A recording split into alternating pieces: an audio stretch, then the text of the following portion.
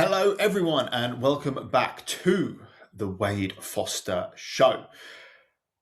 I want to start the podcast with a big thank you to everyone who has been listening to this podcast, all of you guys. Last couple of weeks, I've been asking for you guys to subscribe, to like, to share, and the podcast is growing, which is phenomenal, which means we can get more simple health advice to high-performing people, which is exactly what I want to do with this podcast. So thank you all who are taking the time to just like, share, subscribe to the podcast. Again, if you haven't and you are enjoying the episodes, take 2 seconds to just subscribe, like, rate the podcast on whatever platform you do, as it's a great way for the podcast to grow, to reach new people. Today's episode is going to be all on creatine. So creatine is a fantastic supplement. I've been taking creatine for years. And by years, over a decade, when I first stepped into the bodybuilding world. So for those who don't know, my background is my first step into, let's say, health, the gym and stuff like that was through fitness modeling. So I was a professional fitness model in my early 20s. And then that transitioned into bodybuilding, and then transitioned into strongman, and then transitioned into ultra marathons. And now where I am, which is kind of just living well, looking good, longevity, performance focused. So creatine has been in my life for a very, very long period of time. And for years, creatine was touted as a bodybuilding supplement, right? For those who want to get big, get strong, etc. It was kind of frowned upon in wider communities. That's completely and utterly backwards. So creatine is one of the most researched supplements in existence. Over 1,000 studies have been done on creatine. It's been exposed to more scientific scrutiny than most prescription drugs. And the evidence just keeps stacking up. For building muscle, yes. But also for your brain, your energy levels, your potential for longevity and how well you age. There's a lot of evidence coming out that creatine is a bit of a super supplement. So let me walk you through how creatine works, what creatine is, and how you can use it to best improve your overall health. So firstly, let's look at what creatine is. So your body already makes creatine. Your liver, kidneys, and pancreas produce it from 3 amino acids: glycine, arginine, and methionine. You also get it from eating meat and fish, though the amounts are pretty small.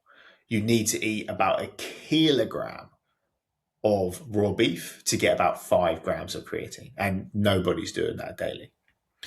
So here's the simple version of what creatine does. Every cell in your body runs on a molecule called ATP. Think of ATP as the battery that powers everything. Every muscle contraction, every thought, every heartbeat. When a cell uses ATP for energy, it burns through a phosphate group and becomes ADP. Basically a dead battery. Creatine phosphate can hand a phosphate group back to ADP and recharge it into ATP instantly. So, creatine is essentially a recycling system for cellular energy, a backup generator of sorts that kicks in when demand spikes. This is why a lot of athletes started using it in the early 90s. More creatine phosphate in the muscle means more ATP available on demand. More power, more reps, faster recovery between sets. The performance benefits have been confirmed again and again and again. But here's what most people miss. That same ATP recycling system that works everywhere in your body, your muscles for sure, but also your brain, your heart, your immune cells, every tissue that needs quick bursts of energies, which is essentially all of them. So let's start with the obvious one that a lot of you will be aware of is kind of creatine and muscle building. So if you do any form of resistance training, strength training, bodybuilding, whatever it may be, creatine will help you. Okay. There have been many meta-analysis studies that pull the results of dozens of other studies showing that creatine supplementation during resistance training leads to roughly 1 to 1.3 kilograms. So that would be 2 to 3 pounds, basically, more muscle than training alone. That might sound small, but it's really, really not. Like, it's really not. 1 pound of muscle, 2 pounds of muscle, 1 kilogram. Like, that's a lot. That's actually a good amount of muscle, and it's a lot more meaningful. So creatine lets you do more work in the gym, basically, more total volume, heavier loads, more reps. Training volume is the primary driver of muscle growth, as I touched on many a time with progressive overload and so on. So the effect compounds over weeks and over months. It also helps with recovery. So creatine reduces markers of muscle damage after a hard training and speeds up glycogen replenishment. You can train harder and bounce back faster. Now, there is an important caveat with creatine. A very small percentage of people are non-responders. They already have high baseline creatine levels in their muscles, so supplementation doesn't really add much. However, one thing that I always say about creatine, you're unlikely to ever feel its effects. This is just a trust kind of thing. You have to trust in the science. Because there's certain supplements out there that you can feel. For example, if any of you have taken a pre-workout supplement and you get the tingles, that is from a supplement called beta-alanine, right? Beta-alanine is what gives you the tingles in a pre-workout. Some of you who haven't completely abused caffeine will feel the benefits of caffeine. You feel the difference when you take alcohol or when you take a drug, right? With creatine, you won't really feel it. It won't, like, you don't sip it or drink it and go, fuck, like, wow, I feel like Superman. Like, you're not going to get like that with creatine.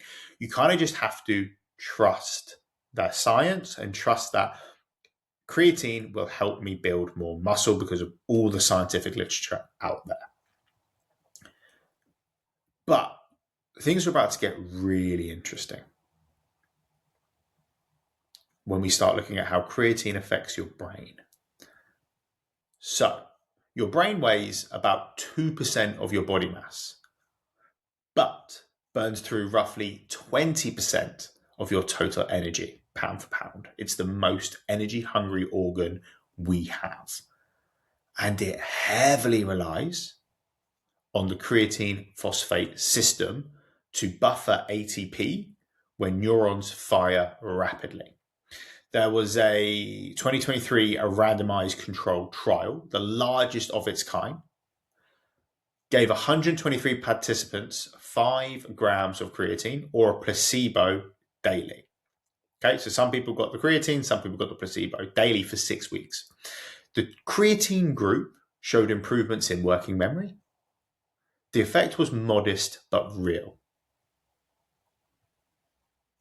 Interestingly, vegetarians also tended to respond more strongly, which makes sense because they get virtually zero dietary creatine because creatine's in meat and fish. So vegetarians and vegans wouldn't get any. So their baseline levels would be lower. There was another study from 2024 that looked at single high dose of creatine during sleep deprivation. This is awesome. Participants who took creatine showed better cognitive performance and faster processing speed than the placebo group, even while running on no sleep. Okay? The researchers could actually see changes in kind of brain levels on MRS imaging. Just that is incredible. So if you are someone who is a busy business leader, busy executive, you travel a lot and you're trying to optimize your sleep, but you're struggling, creatine can help reduce the effects of sleep deprivation. So we are better. So let's say you've got a business trip, changing time zones, or you've got to entertain clients late, but you need to be performing the next day. Creatine will help with your cognitive performance and faster processing speeds, even when sleep deprived. Lastly, there was another meta-analysis done in 2024.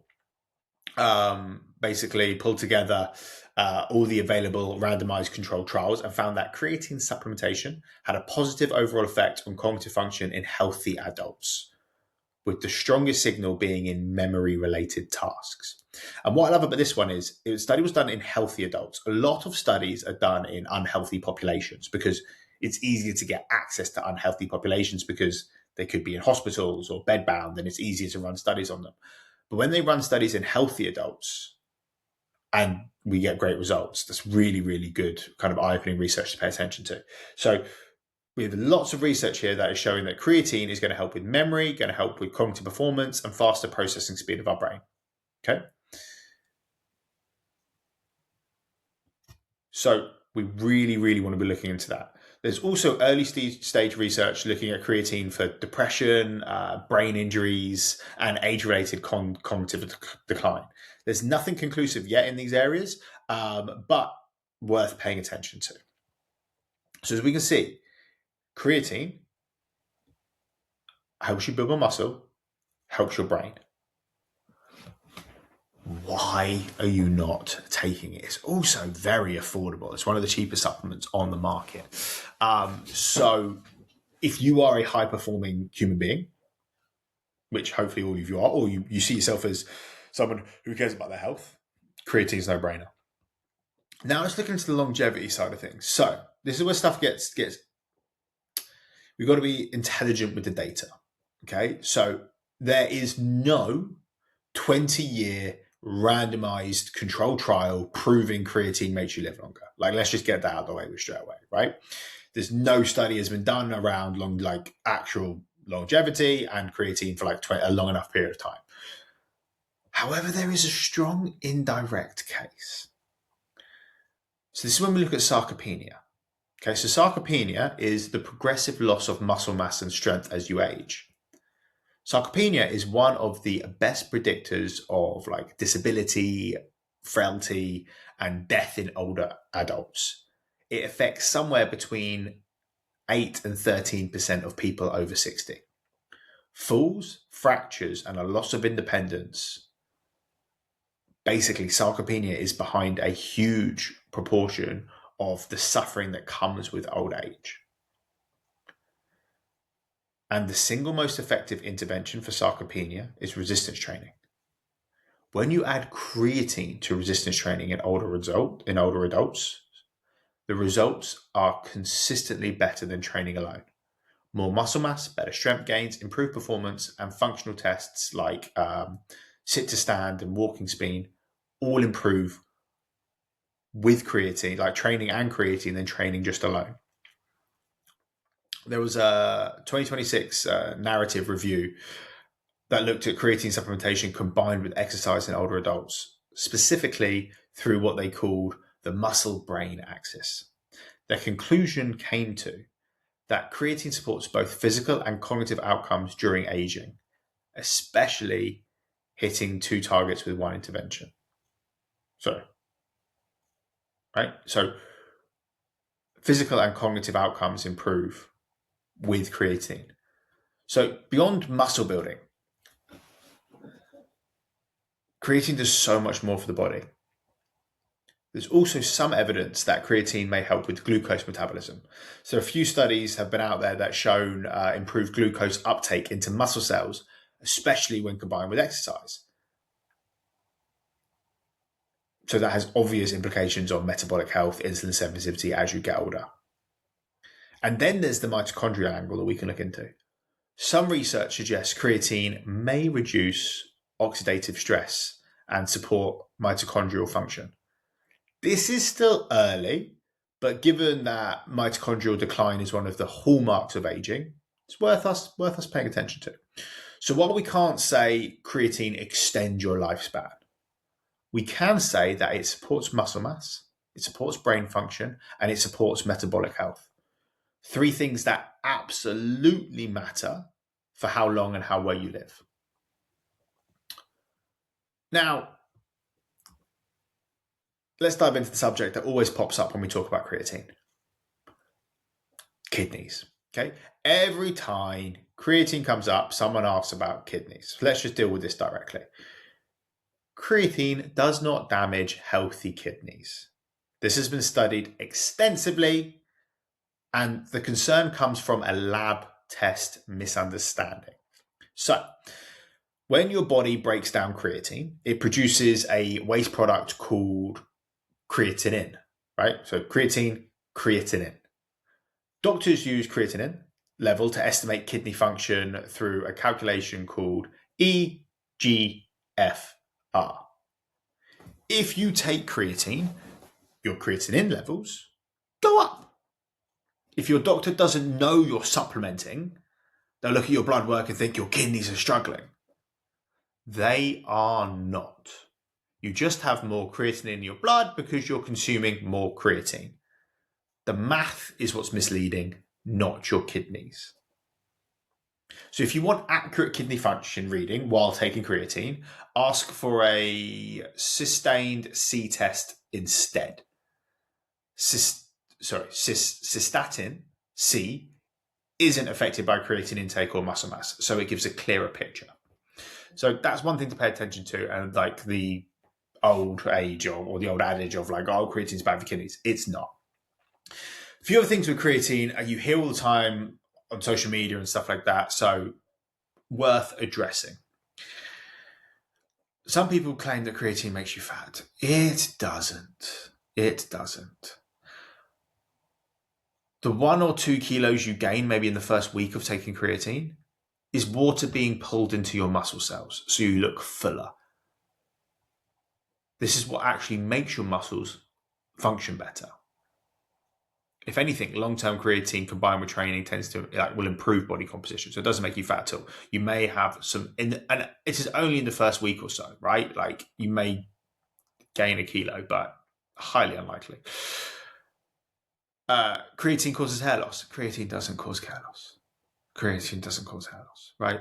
This basically where this stems from is there was a single small study done in rugby players that showed a temporary increase in DHT. DHT is the hormone linked to hair loss. No actual hair loss was measured in the study, and no subsequent research has ever replicated this finding.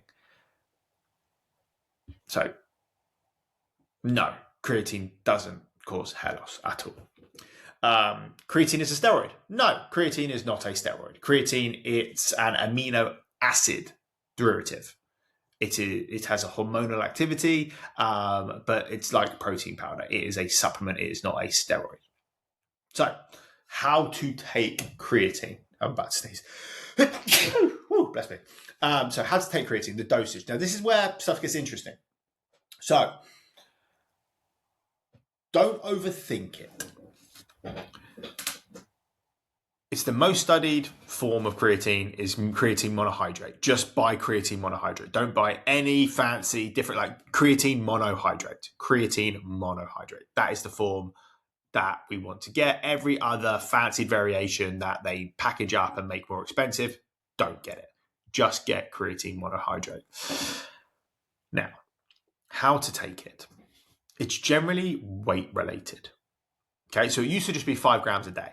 With a lot of this cognitive stuff, higher dosages per body weight have shown to be better with the cognitive benefits. So you probably want to look at like if you're under 170 pounds, 5 grams a day. If you're between 170 and 200 pounds, 10 grams a day. And if you're over 200 pounds, look at 15 grams a day. So basically, the way that works is under 170, you're doing one scoop, because most of the scoops are about 5 grams of creatine. If you're doing, if you're between 170 and 200 pounds, you might do 2 scoops a day. And then if you're over 200 pounds, you do 3 scoops a day. So, right, so like 5, 10, 15. That's kind of where you need to be for it. I wouldn't stress about loading. I wouldn't there's stuff around loading. I wouldn't worry about it. I would just take it. The key with creatine though is taking it daily. Now, yes, of course, we can all miss a day. You can all miss an occasional week and stuff like that. Like, it's not the end of the world. But the key is it is consistent. It is a consistent supplement you take daily. So the best time to take it is a time that you take it daily. For me, I do it first thing in the morning. It is the first drink I have. I have a water. I have my litre, which is about 25, 30 ounces of water. I put 3 scoops of creatine in it. I shake it up and I drink it every morning without fail. But without fail, pushing it. Of course, if I'm traveling or staying somewhere else and I haven't brought it with me, I miss it. But if I'm at home in a routine or I remember to bring it, I take it every single morning.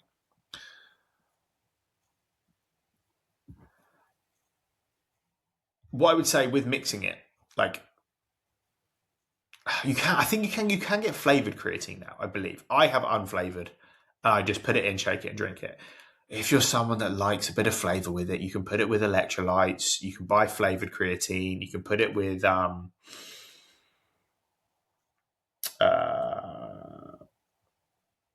just something flavored if you need it. Like, it's fine. One thing to be aware of though, if you are someone who's 200 pounds plus and you need to have like 15 grams a day, do start with 5. And then kind of build to 10. I've never experienced this, but some people do experience a little bit of like GI discomfort when starting with higher dosages of creatine because the body's just not used to it. So I've never experienced it. It's fine. For me, I can't give you any personal insight into that. However, if you are a little bit, I have got some stomach, like I do sometimes get like a bit of a yeah, I should start with 5 for a week, then move to 10, then move to 15.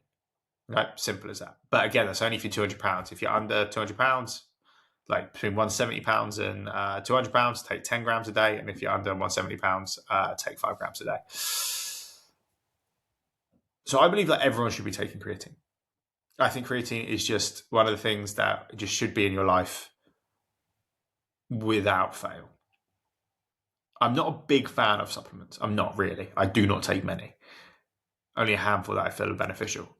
I may change the supplements depending on time of year. Like I'm actually dieting now, which means I'm probably not getting as much vitamins and minerals through food, so I'm using a few supplements. But creatine is something I take all year round, regardless. It's just one of the most important supplements we can take. So the bottom line is creatine is boring, right? It's a white powder that costs almost nothing and has been around for about 30 years. There's no glamorous, sexy marketing behind creatine like you see with electrolytes or protein powder or anything like that. There's nothing really glamorous about it.